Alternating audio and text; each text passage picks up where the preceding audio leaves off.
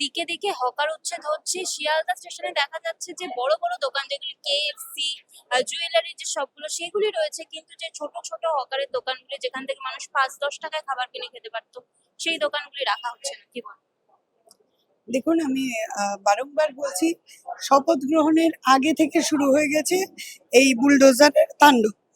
তো ঘটনা হলো, এমন তো নয় যে মানুষ নিজের ইচ্ছেতে এসে ফুটপাতে দোকান খোলে বা হকারি খোলে। এমন এমন বাড়িও আছে যাদের কি যে শুধু চায়ের দোকান দিয়ে পুরো বাড়ির খরচা চলে।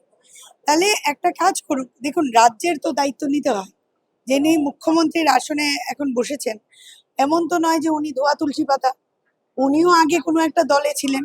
উনি জানেন যে কিভাবে, তো যারা ওদেরকে কোনো রকম ভাবে ওখানে বসার জন্য ওদের পারমিশন নিতে হচ্ছে কারণ না কারোর থেকে, ওই সেটা রাস্তার 2 পয়সার গুন্ডা হোক কি নবান্নের কেউ, পারমিশন নিতে হয়েছে। তো তাদেরকে ধরা হতো, বা যাদেরকে আপনি উঠিয়ে দিচ্ছেন তাদেরকে 1 মাস কি 1 সপ্তাহের একটা নোটিশ দিতে।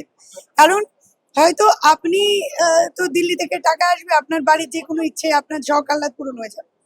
কিন্তু ওই যে চা বিক্রি করে যে তার মেয়েটার জন্য স্বপ্নটা একটু একটু করে গড়ছে, বা ছেলেটা পড়াশোনা করবে, বা বাড়িতে আজকে এই খাবারটা হবে রান্না করবে, সেই স্বপ্নটা কিন্তু ওই চা দোকানটার সাথে, চায়ের দোকানটার সাথে যুক্ত।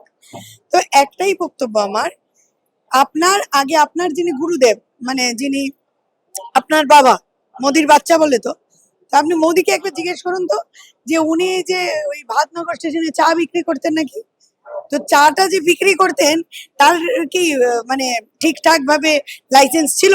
সে কি ঠিকঠাক দোকানে বসে চা বিক্রি করতো, নাকি এরকম ফুটপাতেরই কোথাও বসে চা বিক্রি করতো? যদি সেই ভারতের প্রধানমন্ত্রী চা বিক্রি করতে পারে, তাহলে আজকে আমার একটা মায়ের পেটে কেন লাথিটা পড়বে?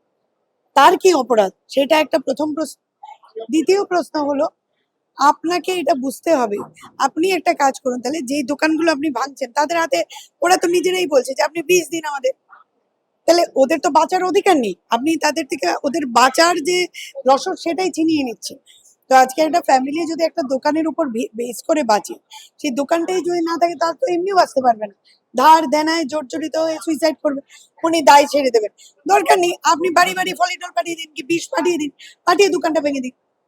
আপনাকে কোনো একটা দায়িত্ব তো নিতে হবে, তাই না? কারণ আজকে সোশ্যাল মিডিয়ায় দেখছি যে বলছে আমি জয় শ্রীরাম বলে নাচলাম, মানে তার মধ্যেই আমার দোকান ভেঙে দিল। তো এইটা একটা লজ্জাজনক একটা মানে বলবো বাংলার কাছে একটা লজ্জা। আমরা এতদিন বুলডোজার সরকারি কথা আমরা বলে এসছি, মানুষের ওই যে দিল্লির লাড্ডু মানুষ খেতে ইচ্ছে হয়েছে, মানুষের তো মানুষ খেয়েছেন, 2 দিন বাদে বুঝে যাবে। আমি একটা কথাই বলছি, আজকে অধিকারী বাবু বড় বড় ভাষণ দিচ্ছেন, ওদের নিজেদের কথা ঠিক নেই। কেউ বলছে কোরবানি বন্ধ, কেউ বলছে শুয়োর খেতে পারে, গরু খেতে পারে, যে যেইটা খুশি খেতে পারে, আমার কোনো বাধা নেই, তার দলের লোকই বলছে। কেউ বলছে কোরবানিতে তো কোনো নিষেধাজ্ঞা নেই, ও এখন মারের ভয়ে। ওই যে ধোলাই, ওরা ধোলাই অভ্যস্ত, ওয়াশিং পাউডার, মানে ওই যে কি ওয়াশিং পাউডার নির্মা, তো ওইরকম যেমন ওয়াশিং পাউডারের ধোলাইয়ে ওরা অভ্যস্ত, যে আজকে এই দলে তো কালকে ওই দলে গেলে ফর্সা। ঠিক একই ভাবে ধোলাই কিন্তু দুরকম হয়, একটা গণধোলাই আর একটা নর্মাল ধোলাই। এখন ধোলাই খেয়ে এসছে, এবার গণধোলাইয়ের সময় এসে গেছে। ঠিক আছে, আমাদের আইডিওলজি ডিফারেন্স কংগ্রেস বরাবর আছে। মানুষকে বুঝতে হবে যে কংগ্রেস ছাড়া কিন্তু ভারত কেন, এই বাংলাও বাজবে না, ভারত তো ছেড়েই দিই।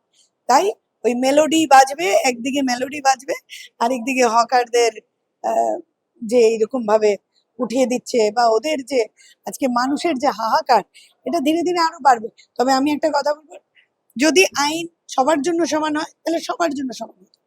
আজকে বড় বাজারে যান, বড় বাজারে গিয়ে উচ্ছেদ করে দেখা।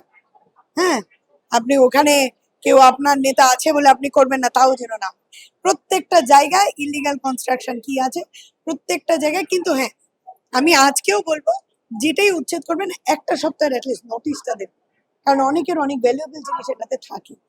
হ্যাঁ, তো এটাই বক্তব্য, যে মানুষ বুঝে ঠেকবে, মানে বুঝে শিখবে।